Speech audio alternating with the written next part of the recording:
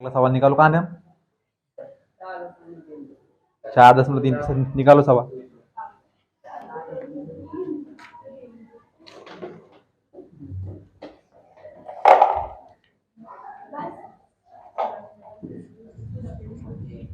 क्या लिखा सवाल? के एक्स ब्रैकेट के अंदर एक्स माइनस 2, हाँ, ब्रैकेट प्लस 6 बराबर 0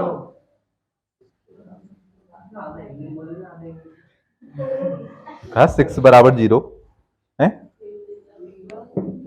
सामने आपके सवाल लिखा हुआ, सवाल में लिखा के एक्स एक्स माइनस 2 प्लस 6 बराबर 0। या तो बात कर लो या सवाल कर लो, एक काम होगा दोनों में से। सवाल में लिखा निम्न द्विघात निम्न प्रत्येक द्विघात समीकरण में के का ऐसा मान ज्ञात कीजिए कि उसके दो बराबर मूल हो। तो भैया सवाल में तो उन्होंने लिख के रखा कि ये द्विघात समीकरण है, आपको दिख रहा है द्विघात समीकरण, लेकिन ये दोनों काय में है, गुणा में है। तो पहले हम इसको हल कर लेंगे, उसके बाद मना करेंगे ना। तो जब उन्होंने क्लियरली सवाल में लिखा है कि प्रत्येक द्विघात समीकरण लिखा है ना, तो मतलब कि द्विघात समीकरण है। भले आपको देखने में नहीं लग रहा है, अब देखने में कब लगा, जब आप इसे थोड़ा सा हल करोगे। तो भैया क्या करना है कि ये के एक्स क्या है, एक्स माइनस 2 के गुणा में। पूरा कौन है, ये पूरा के एक्स गुणा में है, किसके, एक्स माइनस 2 के। सिर्फ ना तो के है और ना ही एक्स है, कौन है, पूरा के एक्स, एक्स माइनस 2 के गुणा में। क्योंकि उन्होंने सवाल में क्लियर क्या लिखा है कि प्रत्येक द्विघात समीकरण के मूलों की प्रकृति ज्ञात कीजिए, कि के का मान ज्ञात कीजिए, के का मान ज्ञात कीजिए। नहीं है, क्या लिख, ऐसा तो कहीं नहीं लिखा इसमें, नहीं है। निम्न प्रत्येक द्विघात समीकरण में के का ऐसा मान ज्ञात कीजिए कि उसके दो बराबर मूल हो। तो मतलब कि द्विघात समीकरण तो है। अब हमें नहीं लग रहा तो हम इसे हल करेंगे थोड़ा सा। तो भैया क्या करेंगे, गुणा कर दो, गुणा करना आता हमें। के एक्स का एक्स में गुणा करेंगे तो के का तो के, और एक्स का एक्स में किया तो एक्स स्क्वायर। ये प्लस प्लस था तो प्लस हो गया, ये प्लस और ये माइनस, प्लस माइनस के एक्स का दो में करेंगे तो 2 के एक्स, आगे क्या लिखा है, प्लस का 6 बराबर क्या है, द्विघात समीकरण है क्या, दिख गया। जब अगर उन्होंने सवाल में लिखा है कि प्रत्येक द्विघात समीकरण के में के का मान ज्ञात कीजिए, मतलब कि द्विघात समीकरण तो है। भले यहाँ पर घात दो नहीं थी, बन गई क्योंकि ये गुणा में था, पहले से मना कर दिया नहीं है। हाँ तो ये आगे क्या करना है, आगे के अब किसी की आवाज नहीं आ जा। हाँ भैया, चूंकि इसका मतलब लिखा हम जानते हैं, 3 छोटी छोटी बिंदियां लिखी हैं, ये 2 थी और दोनों के बीच में एक ही नीचे है, ऐसा है। इसे ऐसा मत लगा देना, ये ऐसे ऐसा मत कर देना, इसका मतलब इसलिए होता है, इसका मतलब होता है इसलिए, इसका मतलब होता है हम जानते हैं। हाँ तो भैया चूंकि, नाम ही उसका चूंकि है, ये इंग्लिश में इसको सिंस बोलते हैं। पूरा मतलब होता है कि हम जानते हैं। कि हिंदी इंग्लिश मत सिखाओ, सवाल सिखाओगे। हाँ तो भैया क्या करना, हमें सवाल में क्या दिया, हमें ये द्विघात समीकरण है, इसमें क्या है, इसकी मूलों की प्रकृति कैसी है, इसके दोनों मूल आपस में क्या है, बराबर है। तो हम लिखेंगे कि चूंकि दोनों मूल बराबर हैं। अब मन से तो लिखा नहीं हमने, कहाँ से लिखा, सवाल से लिखा, क्योंकि सवाल के कथन में लिखा था। वो दो सवाल का कथन दोनों सवाल के लिए कॉमन है, उपनिष्ठ है। चूंकि दोनों मूल बराबर हैं तो भैया दोनों मूल बराबर के लिए क्या डी बराबर 0 वाली शर्त लगती है क्या, लगती है। और चूंकि फिर से हम लिखेंगे डी का मान कितना होता है, बी स्क्वायर माइनस 4ac होता है। तो भैया क्या है, बी स्क्वायर माइनस 4ac का मान भी डी की जगह पर रख दूं, ये वाले समीकरण में डी का मान कितना, B square minus 4ac, D की जगह पर रखा मैंने बी स्क्वायर माइनस 4ac बराबर बराबर बराबर में कितना चल रहा है, 0। तो अब हमें क्या करना है कि यहाँ पर आप एबीसी का मान रख दो, क्या एबीसी का मान हमारे पास है क्या, कहाँ है, समीकरण में। तो बताओ भैया ए का मान कितना, के, बी का मान कितना, माइनस का 2, सी का मान कितना 6। मान सही है क्या, रख दूं, के भी आएगा, एक्स स्क्वायर के साथ जितना भी है पूरा आएगा, सिर्फ के है तो के आएगा। यहाँ पर एक्स के साथ 2 के लिखा है, माइनस का 2 के, तो यहाँ पर क्या आएगा, दो के भी आएगा, छोड़ना नहीं है भैया। संख्या तो सिर्फ संख्या, अगर के है तो सिर्फ के, और अगर दोनों ही है तो दोनों, और चिन्ह अगर माइनस का है तो वो भी आएगा। यहाँ पर प्लस लगा, लेकिन चूंकि प्रारंभ में प्लस दिखता नहीं है। ए बराबर के, बी बराबर माइनस का 2 के, और सी बराबर कितना 6। क्या करना, मान ही तो रखना है, तो रख दो।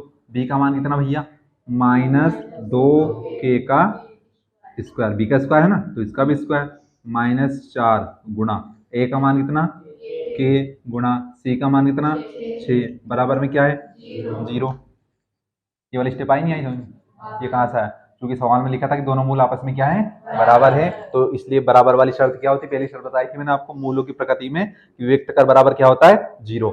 और अगर वियुक्त कर हमारा 0 होगा तो क्या होगा कि जो भी समीकरण से x के मान आएंगे वो दोनों मान आपस में क्या होंगे, बराबर होंगे, 0 नहीं होंगे। 0 क्या होगा उसका, वियुक्त कर। अगर वियुक्त कर 0 मतलब कि दोनों मूल आपस में क्या होंगे, बराबर, तो उसके लिए ये वाली शर्त लगती है। और चूंकि हमें d का मान पता है b² - 4ac, तो मैंने इस वाले समीकरण में d का मान रख दिया यहाँ पर b² - 4ac, बराबर में 0 था, 0 रख दिया। b का मान -2 के, स्क्वायर था स्क्वायर लगा दिया, माइनस का माइनस, 4 का 4, a यानी कि k गुणा c यानी कि 6। बस हल कर लो इसको। तो भैया माइनस का स्क्वायर प्लस 2 का स्क्वायर 4, और के का स्क्वायर के स्क्वायर के स्क्वायर, माइनस का माइनस, 6 गुणा 4 24, से बोल दिया अगर थोड़ी फुर्ती दिखाते हुए, 6 गुणा 4 24, 24 गुणा के 24 के, बराबर का 0। ध्यान से देखो इन दोनों में कुछ कॉमन आ रहा है क्या, क्या आ रहा, ये एक पूरा पद है यहाँ से यहाँ तक, तो 4 के। फिर सवाल खोल लिया, निकोला क्या बात है, तो पढ़ रहा मतलब। देखिए ध्यान से देखना, एक तो भैया मेरे को के तो यहाँ पर क्लियर दिख रहा है, यहाँ पर के गुणा के लिखा है, यहाँ पर लिखा ना के गुणा के करेंगे क्या होगा के स्क्वायर, और के मेरे को यहाँ पर भी दिख रहा है, तो एक तो मेरा आ जाएगा के कॉमन। ध्यान से देखना, दोनों संख्याओं में जब भी दोनों संख्याएं हो तो हम कौन सी संख्या को देखते हैं, छोटी वाली को देखते हैं। छोटी वाली संख्या यहाँ पर क्या है 4, यहाँ पर कितना लिखा है 24, क्या 24 4 के पहाड़े में आता है क्या, कैसे आता है 4 गुणा 6 आता है। तो भैया एक तो मेरे को 4 कॉमन दिख रहा है और एक के कॉमन दिख रहा है, तो के तो मैंने उठा लिया, 4 को और उठा लो, ठीक है। तो भैया यहाँ से गया 4 बाहर और एक गया के बाहर, तो क्या बचा, सिर्फ एक के ही बचा, ठीक है। बीच में क्या है माइनस, यहाँ पर से के सिर्फ एक ही था, चला गया बाहर, के तो हुआ यहाँ से खत्म, 4 यहाँ पर एक ही था, ये 4 गया बाहर, तो कितना बचा 6, बराबर में कितना 0। इतना आया नहीं आया समझ में। अच्छा हमने कॉमन क्यों लिया, क्योंकि भैया समीकरण को हल करना हमें, तो कुछ तो करना पड़ेगा। अगर इसको कॉमन नहीं लोगे तो मैं आपको बताना एक और तरीका। अच्छा ये 4 के इस तरफ गुणा में के माइनस के है ना, तो फिर से इसका गुणा नहीं कर देना, तो फिर से यही बन जाएगा आपका। तो अच्छा गुणा में तो बराबर उस तरफ कहाँ जाएगा, भाग में, तो किसके भाग में जाएगा 0 के भाग में, तो 0/4 के। अच्छा 0 में किसी भी संख्या का गुणा या भाग करेंगे तो क्या होगा आपका 0, तो के -6 बराबर कितना बचेगा आपका 0। 6 इस तरफ माइनस का बराबर उस तरफ जाकर, क्या हमें के का मान ही निकालना था क्या, ये देखो आ गया के का मान। यहाँ से आया नहीं आया समझ में। अब अगर हम यहाँ से आप इसको ऐसा ना करो, तो चूंकि मैंने आपको पहले कॉमन लेना सिखाया था, इसलिए मैंने आपको कॉमन वाला तरीका बता दिया। अगर आप यहाँ से ये वाला तरीका नहीं अपनाओ तो देखिए हमारा क्या था, यहाँ पर 4 के स्क्वायर माइनस का 24 के बराबर का 0। अगर आप कॉमन ना लो तो क्या करना भैया, 24 के माइनस का बराबर को उस तरफ जाकर प्लस का, तो 4 के स्क्वायर बराबर 24 के। अब हम यहाँ से क्या करेंगे, हम करेंगे के को एक तरफ कर लो, संख्या को एक तरफ कर लो, ठीक है। ये माइनस का था बराबर कुछ तरफ गया तो किसके प्लस में आएगा 0 के, और 0 में किसी भी संख्या को जोड़ेंगे या घटाएंगे तो क्या आएगा, वह स्वयं संख्या ही आएगी।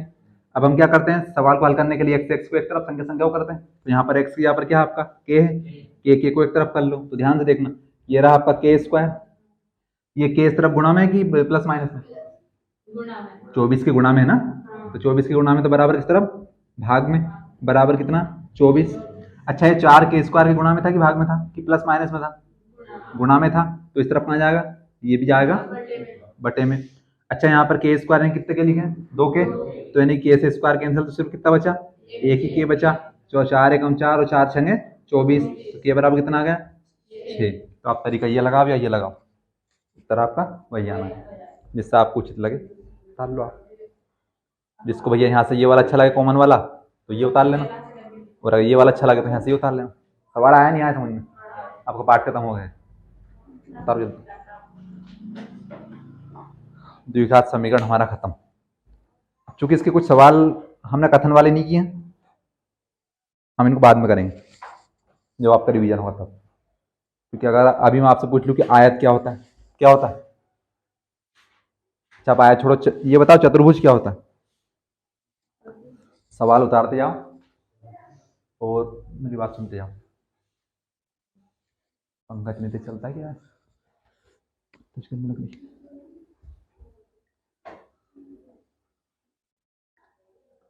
का पहला और दूसरा सवाल जो है, एक हमने कल लास्ट में किया था और एक अभी किया, दोनों इंपॉर्टेंट सवाल हैं।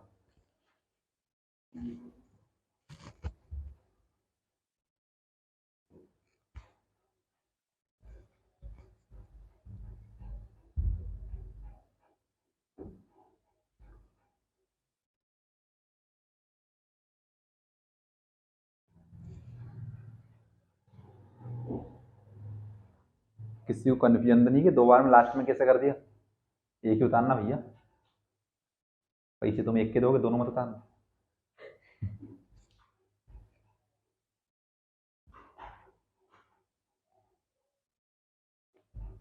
अरे आप जाते हो स्कूल, पता नहीं आपके स्कूल में कैसे कराया, कॉमन दिया था कि डायरेक्ट उस तरफ गया था? मैंने आपको दोनों करा दी, जो आपको कंफर्ट लगे वो कर लो।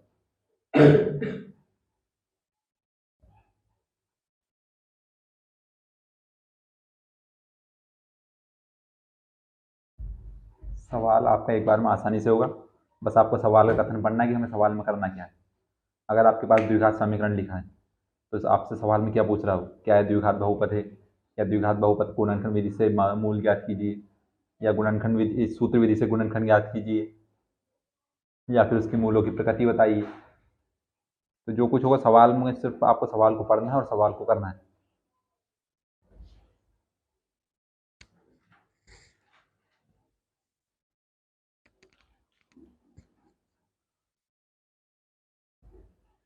देखो कितने महान लोग होते हैं। कौन कौन नहीं आया? ये जगह खाली है, दो नहीं आए ना, कोई बात नहीं, पूरा पूरा नुकसान है, हमें बिल्कुल फर्क नहीं पड़ता इससे।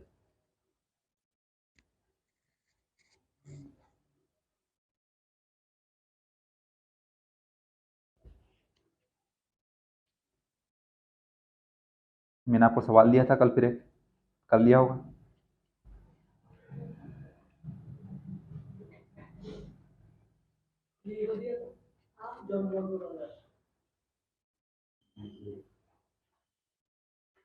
उदाहरण दिया था वहां से, ये दिया था। ये तो मैंने कहा था कि अगर आप करना चाहो तो कर लेना, बाकी दूसरा सवाल दिया था मैंने मूल निकालने के लिए।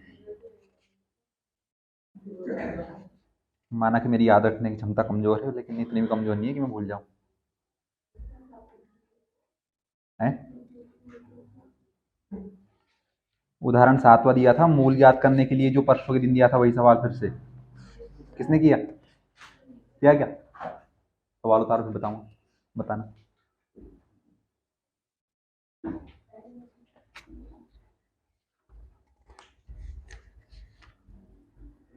तालिए, अब पार्ट 4 में आप देख लो अभी आपको क्या डाउट है, कुछ पूछना है तो पूछ लो।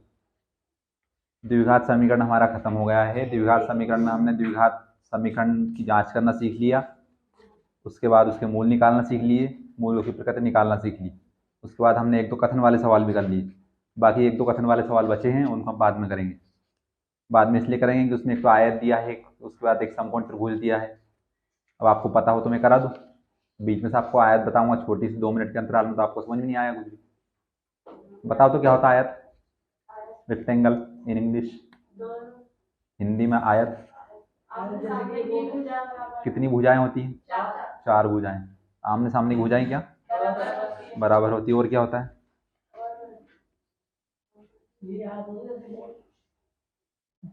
क्या? जैसे कि बोर्ड। ये क्या होता है? कन्फ्यूजन मत हो भैया, मैं आपको विस्तार से बताऊं जब भी बताऊंगा। हाँ, ये द्विघात समीकरण आपका खत्म है। किसी को कुछ पूछना है क्या? तो अब मैं पूछ रहा हूँ आपसे, आप बताना।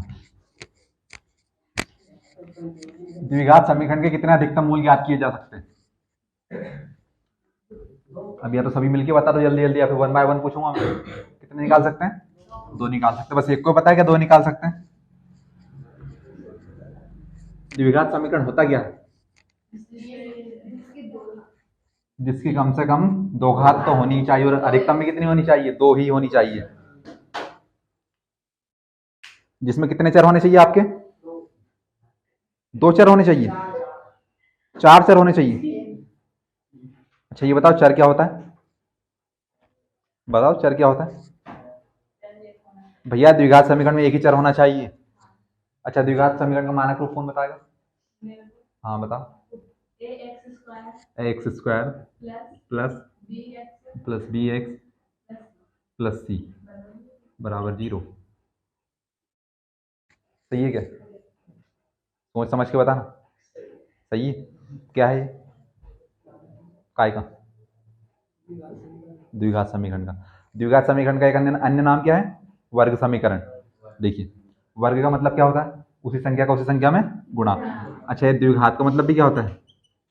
देखो इसके नाम में छुपा हुआ सब कुछ। अब मैंने आपको पहली क्लास में बताया था, द्वि यानी कितना होता है संस्कृत में? दो होता है। और घात यानी क्या होता है? जो किसी संख्या के ऊपर लगी होती है, ऊपर के थोड़ा सा बाएं तरफ। तो यानी भैया ये लिखा कि 3 की घात 2। तो यानी कि 3 की घात कितनी है? 2। और हम इसी 2 की बात कर रहे हैं। तो यानी किसी भी द्विघात समीकरण की अधिकतम और न्यूनतम घात कितनी होनी चाहिए? 2। अगर भैया समीकरण आपका ऐसा लिखा 3x + 4 बराबर 0, क्या ये द्विघात समीकरण है क्या? नहीं है। इसमें a का मान कितना है? a का मान कितना है इसमें? भगा दूंगा उठा के। यहाँ 3 कहाँ से आएगा a का मान? भैया x की घात 2 दिख रही है आपको यहाँ पर, और a कौन होता है? जो x की घात 2 के साथ 2 का 2 वाला गुणांक होता है। तो क्या इसमें x की घात 2 का गुणांक है क्या? इसमें x की घात 2 का गुणांक नहीं है, मतलब कि इसमें a का मान नहीं है। और a का मान नहीं है तो यहाँ पर a का मान कितना है? 0 है।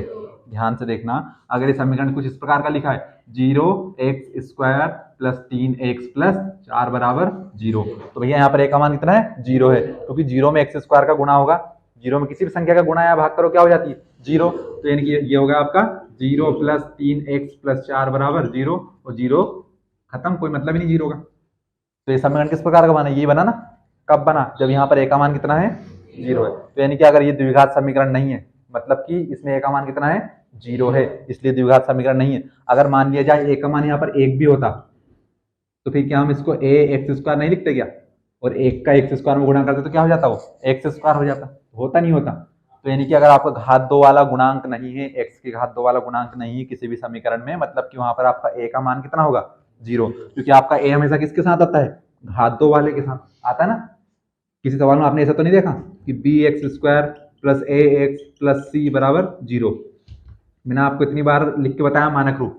मानक रूप क्या? क्योंकि हमेशा मानक रूप द्विघात समीकरण का मानक रूप यही चलेगा आपका। जिसके साथ कोई नहीं होता वो कौन होता है? c। जो चर की घात x वाले के साथ का गुणांक कौन होता है आपका? b। चर की घात 2 वाले का गुणांक कौन होता है आपका? a b c। किसी सवाल में आपने इसको ऐसा देखा क्या? bx² plus ax plus c? नहीं होगा। हमेशा अगर मानक रूप पूछेंगे तो क्या होगा आपका? ax² plus bx plus c। क्योंकि हमारा वियुक्त कर का सूत्र भी क्या होता है? d बराबर b² माइनस 4ac। अब भैया मान लो हम किसी को भी b किसी को भी ये मान ले, तो फिर क्या हमारे सवाल को उत्तर सही आएगा क्या? मान लो मैंने समीकरण लिख दिया यहाँ पर x² प्लस 5 x प्लस 6 बराबर 0। अब मेरे को इसमें विविक्त का निकालना है, d बराबर निकालना है b² माइनस 4ac। तो क्या अब मैं b क्या इसको मान लूँ क्या? x यहाँ पर कितना लिखा है? 1 लिखा है। यहाँ पर कितना लिखा है? 5। यहाँ पर कितना लिखा है? 6। क्या मैं मन से इसको a मान लूँ क्या? इसको c मान लूँ क्या? इसको b मान लूँ क्या? यहाँ पर जो लिखा है गलत हो जाएगा, फिर तो हमारे सवाल का उत्तर नहीं आएगा। तो हमेशा एक कौन होगा? जो घात 2 वाले के साथ होगा, क्योंकि एक सूत्र लिखा हुआ हमारे पास। उस सूत्र का सही उत्तर कब आएगा? जब हम सही मान निकालेंगे। ये किस प्रकार का समीकरण है? 3x प्लस 4 बराबर 0। ये समीकरण किस प्रकार का है? इसमें चर की घात कितनी है? चर की घात कितनी इसमें? 1। और घात 1 वाले को हम क्या बोलते हैं? रैखिक समीकरण बोलते हैं ना। रैखिक बहुपद बोला था, बराबर में 0 आ गया तो क्या बन गया? समीकरण बन गया। जिसकी घात 1 वो क्या? रैखिक। जिसकी घात 2 वो कौन? द्विघात। जिसकी घात 0 वो शून्य बहुपद या शून्य समीकरण। और जिसकी घात 3 हो जाए वो त्रिघात। तो आपको इतना तो याद रखना पड़ेगा भैया। अच्छा रैखिक समीकरण का मानक रूप क्या होता है? ये नहीं बताया था क्या मैंने, एक्स प्लस बी बराबर 0, नहीं बताया? अभी पेज पलट लो, पार्ट 2 निकाल लो।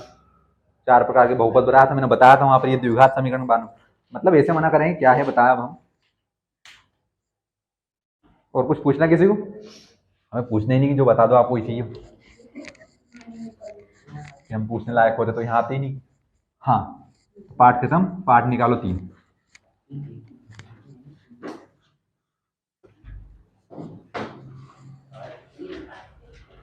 अब चूंकि द्विघात समीकरण में एक ही प्रकार का चर आता है, तो अगर द्विघात समीकरण की बात हो तो कितने चर आएंगे उसमें? हमेशा एक ही आएगा। आपने कक्षा 8 में पढ़ा हो तब भी एक ही आया था, 9 में भी एक ही आया था, 11 में पढ़ो तब भी एक ही आएगा, 12वीं में पढ़ो तब भी एक ही आएगा। अब पार्ट 3 निकालो आप। पार्ट 3 का नाम पढ़ो, क्या लिखा है?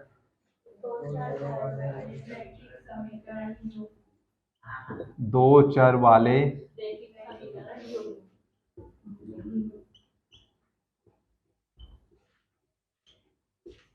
युग्म भैया क्या होता है?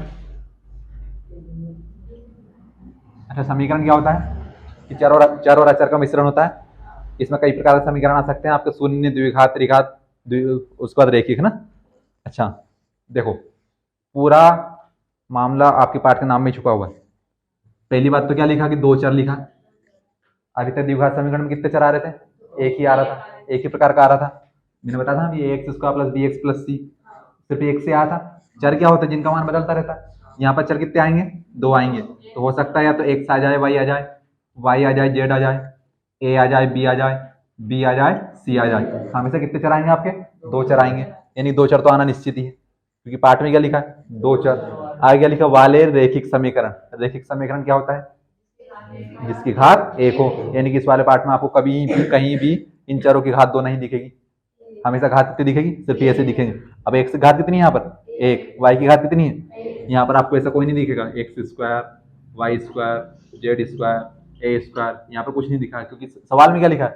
सॉरी, पाठ का नाम ही क्या है आपका? दो चर वाले रेखिक समीकरण। और युग्म क्या होता है आपका? समीकरण क्या होता है? चर और अचर का मिश्रण, जिसमें बराबर में कुछ संख्या है, मतलब बराबर में एक समीकरण लिखा हुआ आपका, वो आपका समीकरण होगा चर और अचर का मिश्रण। आगे क्या लिखा आपका? युग्म। युग्म क्या होता है?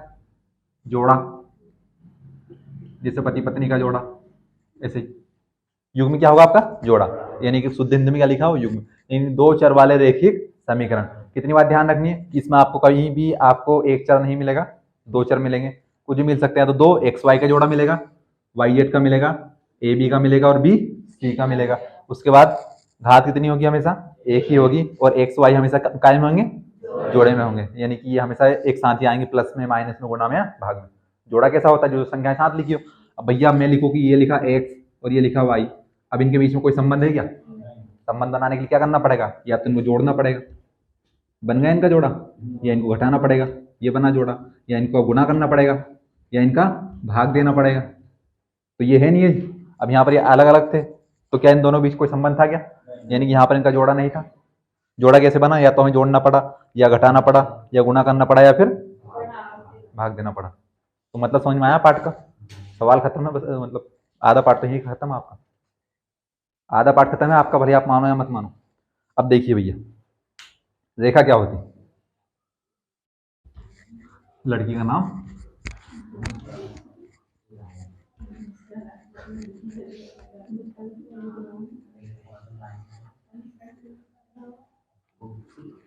कि जो किसी एक बिंदु से प्रारंभ होती है ना। ये मान ली इस बिंदु से प्रारंभ की मैंने, अरे सीधी सीधी भाषा। अच्छा, लाइन क्या होती? लाइन का पता आपको? रेखा का नहीं पता?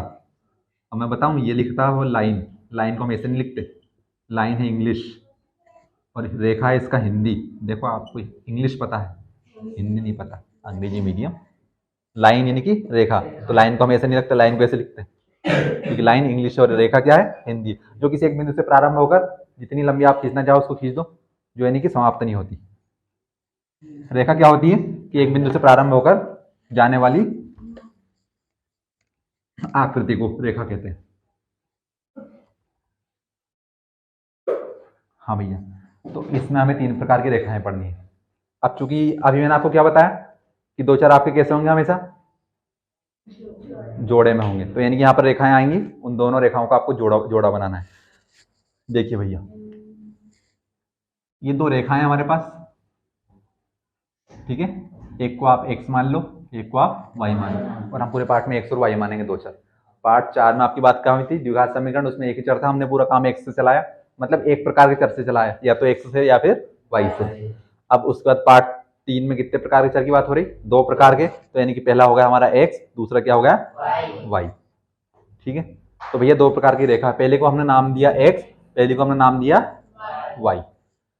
तो अगर भैया x ने x से y की टक्कर हो गई भैया, ये था आपका x, ये था आपका y।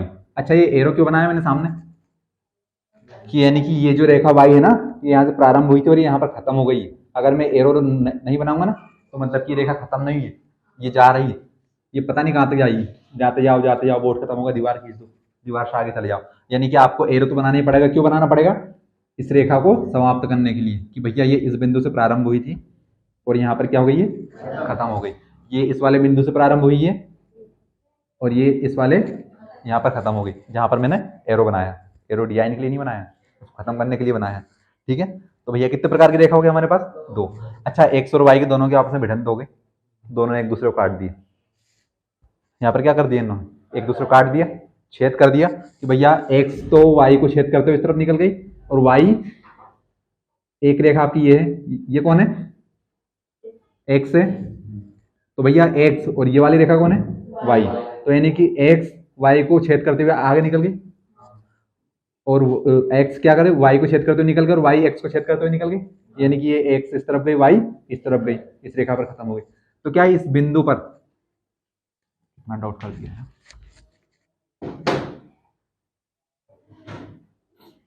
ये है आपकी एक्स और ये है आपका वाई। तो भैया क्या है, ये एक बिंदु के ऊपर यहाँ पर इन्होंने एक दूसरे को छेद किया, क्या छेद कर दिया, दिख रहा सभी को। तो यानी कि इस रेखा का नाम क्या होगा, प्रतिच्छेदी रेखा। यानी कि दोनों रेखाओं ने एक दूसरे में क्या कर दिया, छेद कर दिया। तो ये हो गया आपका भैया प्रतिच्छेदी रेखा। तीन प्रकार की रेखाएं पढ़ेंगे और यहां से पक्का आपके 2 नंबर आएंगे। 2 नंबर की बात चल रही, उनके नाम में पूरा पूरा छिपा हुआ है भैया। प्रतिच्छेद, इसमें आया ना आपका छेद करना, तो यानी कि दोनों रेखाओं ने एक दूसरे को क्या कर दिया, आपका छेद कर दिया, तो यानी प्रतिच्छेदी रेखा होगी। पहली प्रकार की रेखा कौन सी, प्रतिच्छेदी रेखा। कब, जब दो रेखाएं एक दूसरे को कितने बिंदु पर काट रही, कहां काटा, दो बिंदुओं पर। दो पर कहां काटा मेरे को बताओ है? अरे ये हो गई एक्स, ये हो गई आपकी वाई, दोनों ने यहाँ पर इसी एक ही बिंदु पर काटा ना। दो बिंदु पर काटना तो ये होता भैया, ये गई और फिर ये आई, अब काटा दो बिंदुओं पर। कितने बिंदुओं पर काटा है, सिर्फ एक बिंदु पर। तो यानी कि जब दो रेखाएं एक दूसरे को कितने बिंदु पर काट दे, एक पर। उतारते जाओ यहाँ से, प्रतिच्छेदी रेखा हेडिंग डालो और आप तो लिख लो, क्योंकि कल को मैं पूछूंगा आप फिर भूल जाओगे। जब दो रेखाएं एक दूसरे को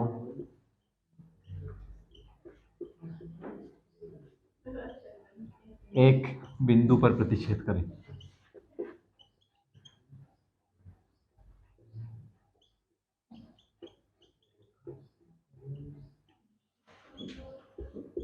उसे प्रतिच्छेदी रेखा कहते हैं।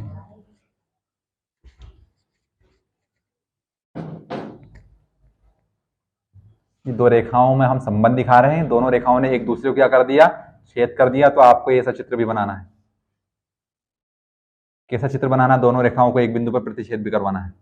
तो ये हो जाएंगी आपकी प्रतिच्छेदी रेखा।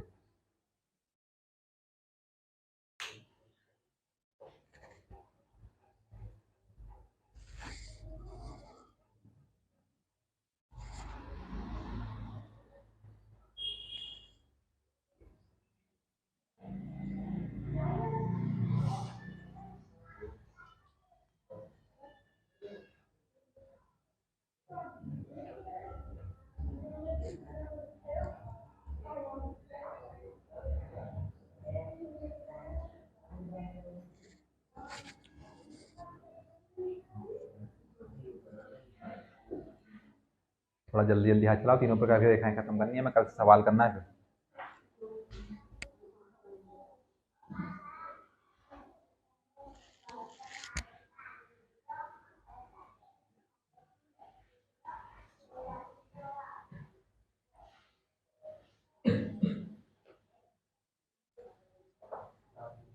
प्रतिच्छेदी रेखा जब दो रेखाएं एक दूसरे को एक बिंदु पर प्रतिच्छेद करें, कितने बिंदु पर प्रतिच्छेद करें? मैंने क्लियर लिखा है यहाँ पर एक बिंदु पर प्रतिच्छेद करें तो कौन सी कहलाती है? प्रतिच्छेदी रेखा कहलाती है। अब देखिए भैया कैसे पता चलेगा क्या है क्या है? यहाँ पर कोई समीकरण है तो है नहीं, तो देखिए कितनी रेखाएं यहाँ पर? दो रेखाएं। तो आपके पास समीकरण भी यहाँ पर कितने होंगे? दो समीकरण होंगे एक सवाल में एक साथ। अच्छा, मैं द्विघात समीकरण का मानक रूप लिखता था x square plus b x plus c बराबर 0। उसमें एक्स क्या था आपका? एक्स क्या था? एक्स चर राशि थी ना? एक्स क्या था? चर। और ए बी से आपके क्या थे? अचर थे ना? तो जब भी आपके एक्स वाई के साथ ए बी सी आएंगे तो ए बी सी हमेशा क्या होगी? आपकी अचर राशि होगी, ये ध्यान रखना आपको। तो देखिए यहाँ पर आपको ऐसे समीकरण मिलेंगे, कैसे? A x plus b y plus c बराबर 0। ये क्या लिख दिया? देखिए भैया यहाँ पर क्या लिखा? x, यहाँ पर कितना लिखा? y, और यहाँ पर कितना लिखा आपका? c बराबर 0। तो आपने तो कहा था कि यहाँ पर दो समीकरण आएंगे, और उसके बाद पहले तो यहाँ पर ए बी सी क्या है? ए बी सी अचर राशि है आपकी, और एक्स वाई यहाँ पर क्या है? चर। कितने प्रकार के चर हैं यहाँ पर? दो चर आएंगे आपके। देखो ना, तो मैंने यहाँ पर एक्स लिखा है और यहाँ पर एक्स लिखा, मतलब यहाँ पर एक्स लिखा, यहाँ पर एक्स नहीं लिखा मैंने। यहाँ पर वाई लिखा तो यहाँ पर क्या लिखा? एक्स लिखा, यानी कि यहाँ पर एक्स एक्स और यहाँ पर वाई वाई नहीं लिखा मैंने। कितने प्रकार के आएंगे? दो चर आएंगे। अब देखिए भैया फिर से एक और समीकरण आएगा, a x plus b y plus c बराबर 0। क्या दो समीकरण दिखेगा?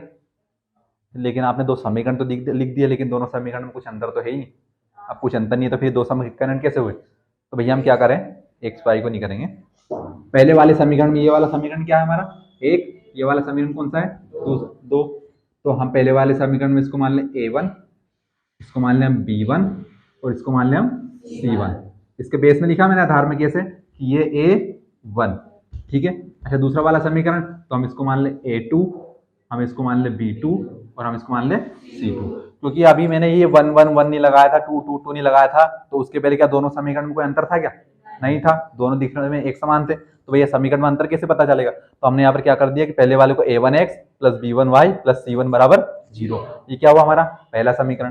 दूसरा समीकरण a2x plus b2y plus c2 बराबर 0। अच्छा, ये समीकरण है। तो हम द्विघात समीकरण में भी चर का मान निकालते थे। चर कौन? x का मान निकालते थे। और यहाँ पर भी चर कौन है? x और y है, तो यहाँ पर भी इनका मान निकालना पड़ेगा। तो पहले तो इसका सूत्र बनेगा। मान लिया जाए कि हमारे पास एक समीकरण आएगा, तो हमें पता कैसे चलेगा कि ये रेखा किस प्रकार की है, समीकरण किस प्रकार का है? अगर अब वो हमें हर सवाल में तो समीकरण के आगे बना के देगा नहीं कि प्रतिच्छेदी रेखा की क्या है, हमसे तो पूछेगा भैया। अभी तो हालांकि मैंने आपको यही नाम बताया, प्रतिच्छेदी रेखा, आगे समांतर बताऊंगा और संपाती बताऊंगा, 3 प्रकार की रेखा। तो पता कैसे चलेगा? तो हमें ये जो दोनों समीकरण है ना, इनमें से मान निकालने हैं। किसके मान निकालने हैं? एक्स के साथ पहले समीकरण में कौन है? a1 है, इसका कुछ ना कुछ मान आएगा। ये कौन सी अचर राशि है? 1 2 3 कुछ भी हो सकता है इसकी यहाँ पर। ये यहाँ पर क्या है? a1। अच्छा, दूसरे वाले समीकरण में एक्स के साथ कौन है? a2। पहले वाले समीकरण में y के साथ कौन है? b1, और दूसरे वाले समीकरण में y के साथ कौन है? b2। संबंध तो बनाना पड़ेगा इनका आपस में। तो तीसरे वाले समीकरण में अचर राशि कौन है? c, और ये c2। तो अच्छा, भैया ये क्यों लिखा?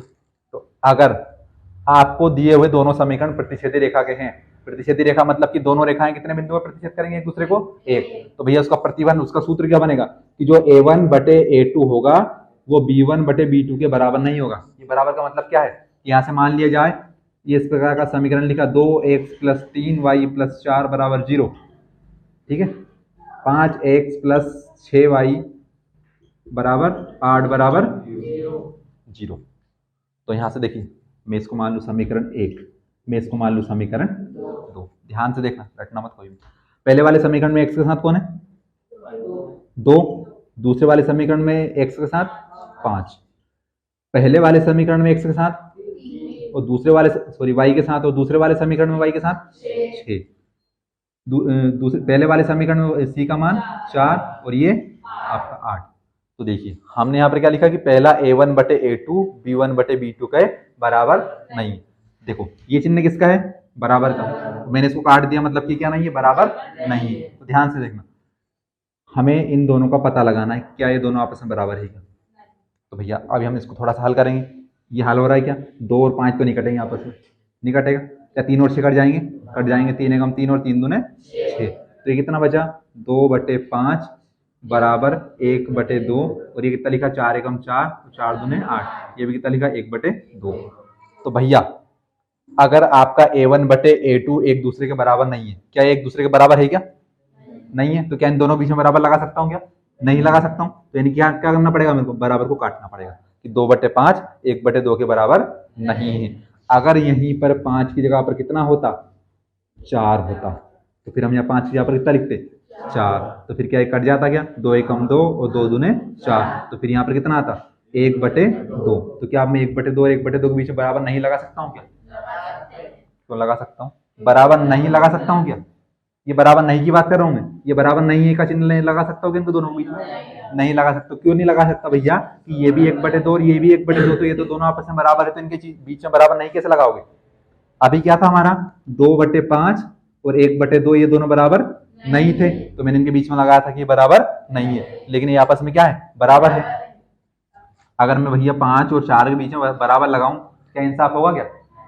नहीं होगा, तो इनकी आपस में बराबर नहीं है। लेकिन 4 और 4 के बीच में तो बराबर लगाना पड़ेगा, क्योंकि आपस में बराबर है, तो इनके बीच में बराबर आएगा, इनके बीच में बराबर नहीं आएगा। ऐसे बराबर वाली संख्या 1/2 बराबर 1/2, अगर दोनों आपस में बराबर है क्या, है, तो मैंने बराबर लगाया।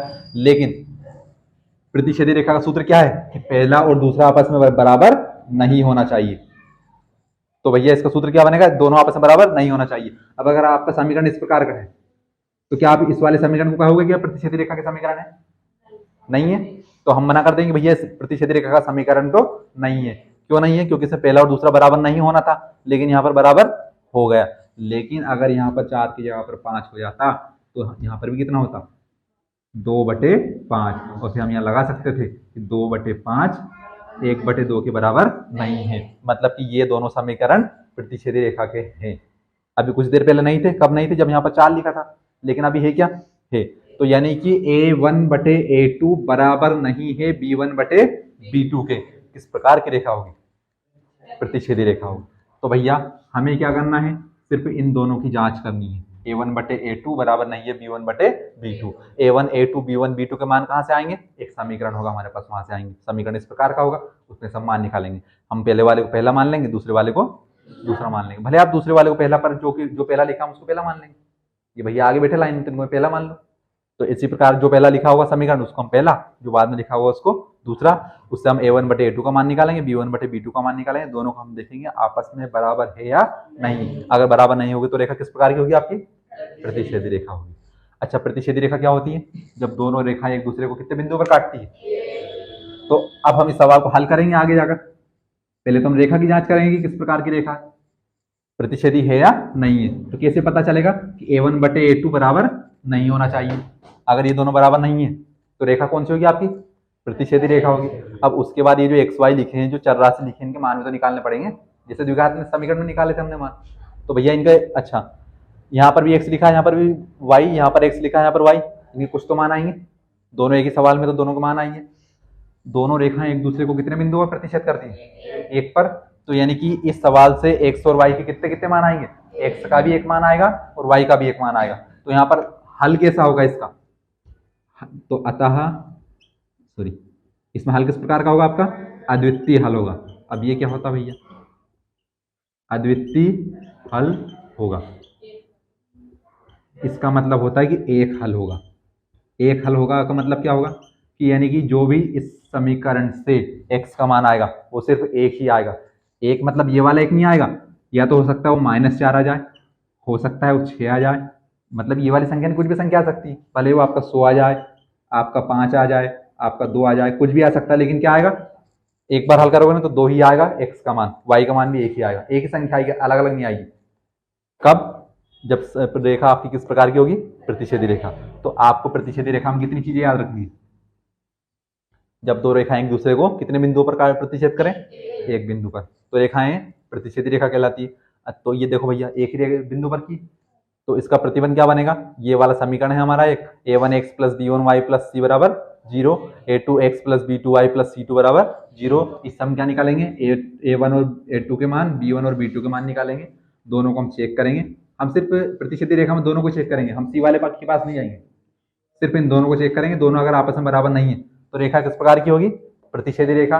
और जब अगर प्रतिच्छेदी रेखा होगी और जब हम इस समीकरण में से, आपको मैं मान निकालना बताऊंगा, लेकिन जब भी हम x के मान निकालेंगे, y के मान निकालेंगे, तो क्या होंगे? अद्वितीय हल। अद्वितीय यानी कि उसके जैसा कोई नहीं, यानी कि अगर x का मान कितना आ गया 5, तो हमेशा कितना आएगा उस समीकरण से? 5 ही आएगा। यानी कि प्रतिच्छेदी रेखा अद्वितीय हल। अद्वितीय हल यानी कि x और y का एक एक मान।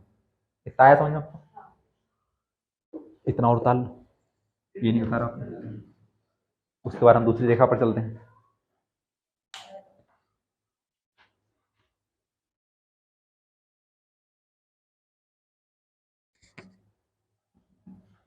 रटना नहीं है, सिर्फ आपको इतना ही ध्यान रखना है।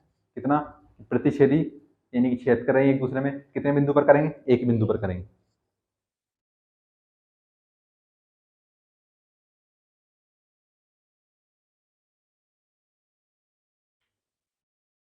मेरे को पक्का तो नहीं पता, लेकिन इस प्रति का मतलब हिंदी में शायद एक ही होता है।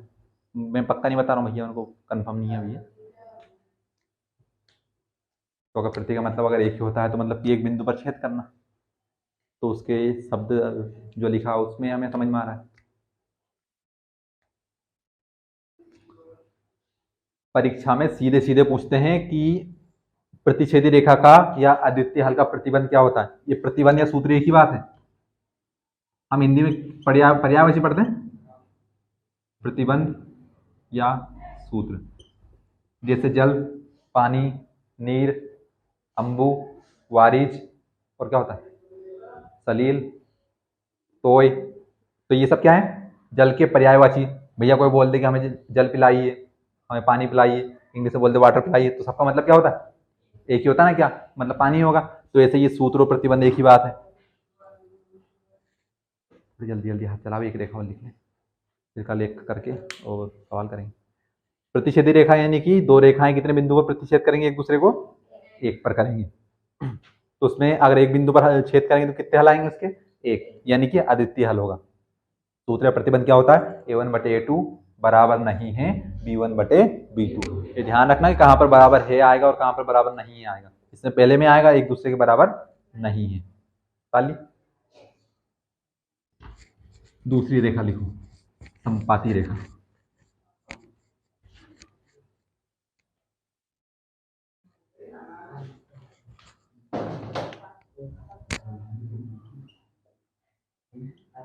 संपाती रेखा में लिख दिया सामने।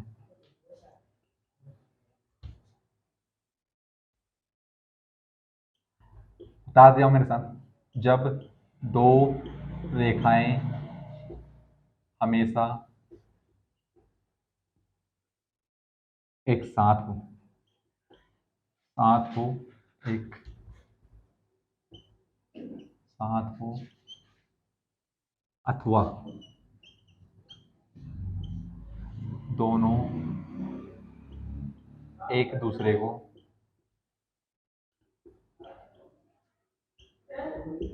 प्रत्येक बिंदु पर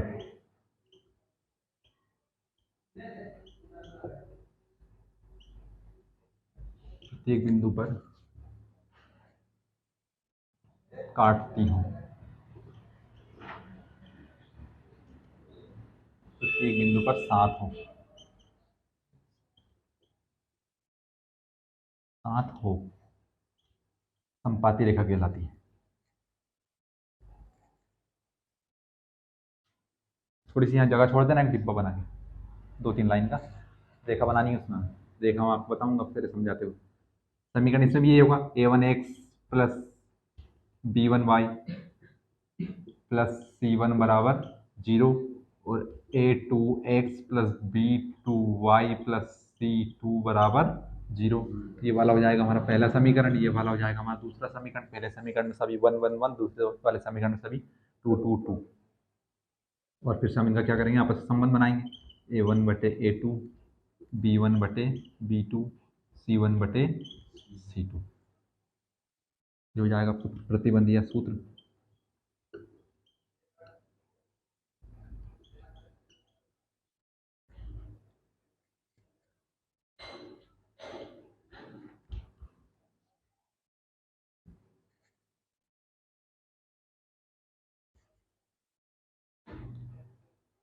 हाँ।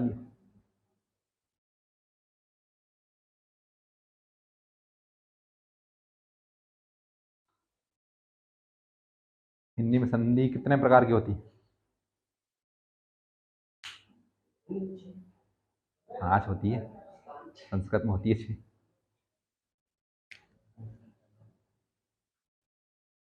पढ़ते तो हो यार, क्यों? गलत बताओ वाले, लेकिन बताते तो है, मतलब हिम्मत तो है तुम्हें बताने की। बताना चाहिए भैया, हमें बोलना चाहिए। गलत बताएं भले, गलत बताएंगे तभी सामने वाला सही बताएगा। आपने कोई नहीं बता तो मैं बताते नहीं आपको 5 होती 6 होती। बता लिए, पढ़ा करो पढ़ा करो, अच्छी चीज़ है। पढ़ाई आपको अच्छा इंसान बनाती है बस। बता लिए, मेरी बातों पर ध्यान मत दिया करो, मेरे को बकवास करने की आदत है। भैया सामने खड़ा हूँ, आपको बोलना पड़ेगा मेरे को, सामने चुपचाप खड़ा हो जाऊंगा तो आपको नींद नहीं आने लगेगी। बता लिए।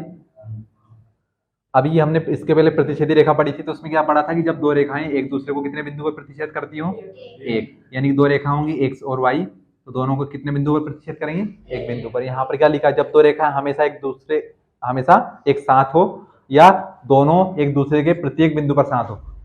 इसका मतलब क्या होगा भैया कि यहाँ पर सिर्फ दोनों रेखाएं कितने बिंदु पर एक साथ थी? सिर्फ इसी एक पर थी ना, कि ये यहाँ देखो y ने x को प्रतिच्छेद किया, x ने y को प्रतिच्छेद किया, कितने बिंदु पर? तो भैया ने एक दूसरे को प्रतिच्छेद किया, तो यहाँ पर एक दूसरे के साथ हुई थी क्या? मेरी दोनों अंगली एक दूसरे को प्रतिच्छेद कर रही है यहाँ पर, तो मतलब कि ये इस वाले हिस्से पर दोनों एक दूसरे के साथ है। ऐसे ही ये वाली रेखा यहाँ गई, ये वाली रेखा यहाँ गई, लेकिन इस बिंदु पर क्या है, दोनों एक दूसरे के साथ थी। और अगर दोनों एक दूसरे के साथ नहीं होती तो भैया टकराती कैसे, वो काटती कैसे? तो यानी कि प्रतिच्छेदी रेखा में क्या हुआ था, दोनों ने एक दूसरे को कितने बिंदु पर प्रतिच्छेद किया था? एक काम करो, सारे सारे सो जाओ बिल्कुल। ये है संपाती रेखा। इसमें क्या कहा भैया कि दोनों रेखाएं प्रत्येक बिंदु पर दोनों एक दूसरे के हमेशा साथ होगी। तो साथ कैसे होगी भैया? अब भैया मैं इसको ऐसे निकाल दूं, ऐसे निकाल दूं, ऐसे निकाल दूं, ऐसे निकाल दूं, तो कितने बिंदु पर साथ हुई? 1 2 3 4 पर हुई। लेकिन हम कितने किसकी बात करें? प्रत्येक बिंदु पर, प्रत्येक यानी कि जितने भी बिंदु बन रहे सभी पर साथ होनी चाहिए। तो क्या है, दोनों सभी पर प्रत्येक बिंदु पर साथ है क्या एक दूसरे के? नहीं है। कहाँ है? ये यहाँ से यहाँ तक देखिए, ये एक रेखा बनी, इस पर एक बिंदु, 2 बिंदु, 3 बिंदु, 4 बिंदु, 5 बिंदु, 6 बिंदु, 7 बिंदु, कितने सारे बिंदु क्या होता है? ये एक बिंदु होता है। तो इस रेखा के ऊपर कितने बिंदु बना सकते हैं हम? ये बनाते जाओ, जबकि मैंने जगह छोड़ी, इनके बीच में बन जाएगा। ये देखो ये, क्योंकि छोटे छोटे बिंदुओं को बनाकर क्या बनती है आपकी एक रेखा बनती है। तो यानी कि ये क्या हर एक बिंदु पर साथ है क्या? नहीं है। मतलब कि ये तो आपकी संपाती रेखा तो नहीं है। तो ये संपाती रेखा फिर बनेगी कैसे? यानी कि इसी के ऊपर आनी चाहिए। दूसरी रेखा भी कहाँ पर? यहीं पर, ये इसी के साथ साथ आनी चाहिए बिल्कुल।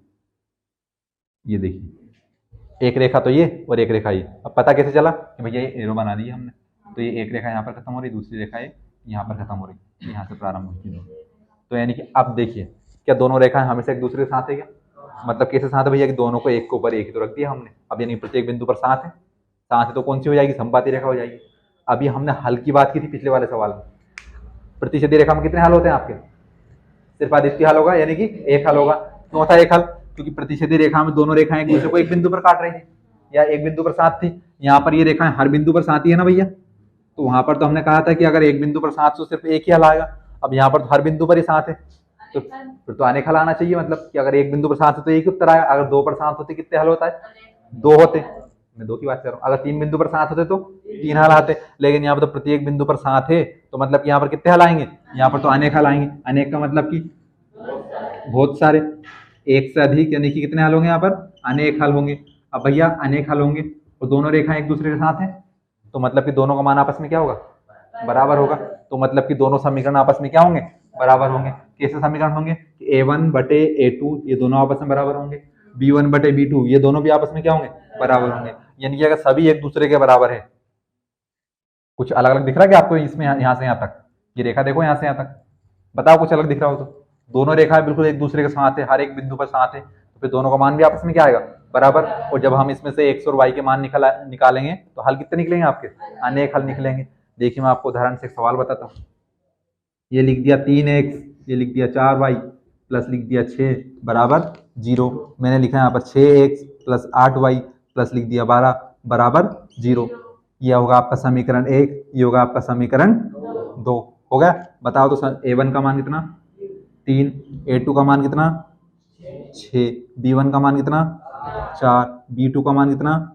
8, A1 का मान कितना? क्या बात, देखो आप फ्लो में जा रहे हैं। इसके बाद 6, अरे A1 3 है आपका, थोड़ा सुन तो लिया करो ध्यान से और C2 कितना आपका 12। ठीक है, थोड़ा सा हल हो जाए तो हल कर लो इनको। अभी पहले कुछ नहीं लगाना है इनके, अभी क्या आपस आपस में आपको दिख रहे बराबर? अभी क्या आपस में आपको बराबर दिख रहे क्या?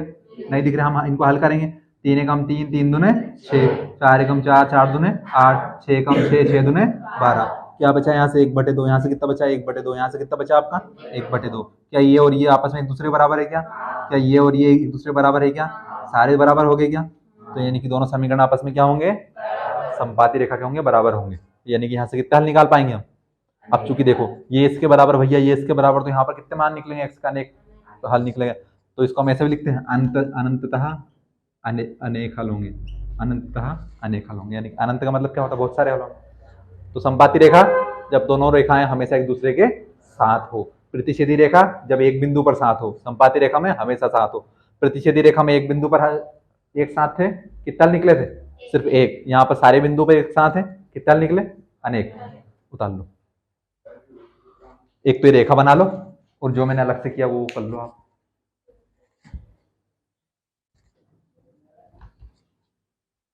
अभी जो जो आपने वहां पर नहीं लिखा था ना, वो सब बना लो आप। एक तो मैंने रेखा नहीं बनाई थी वहां पर, और ये नहीं लिखा ना, कहा नहीं खा लूंगी।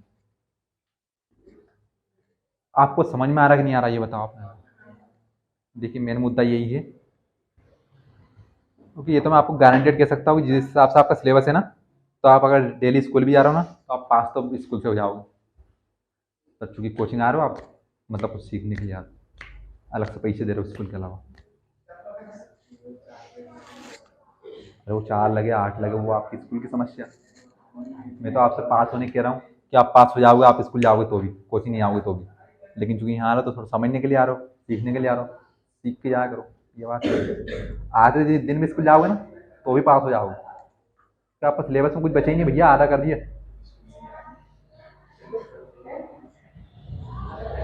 क्या है समझ में? एक तीसरी प्रकार की रेखा जो हम कल पढ़ेंगे।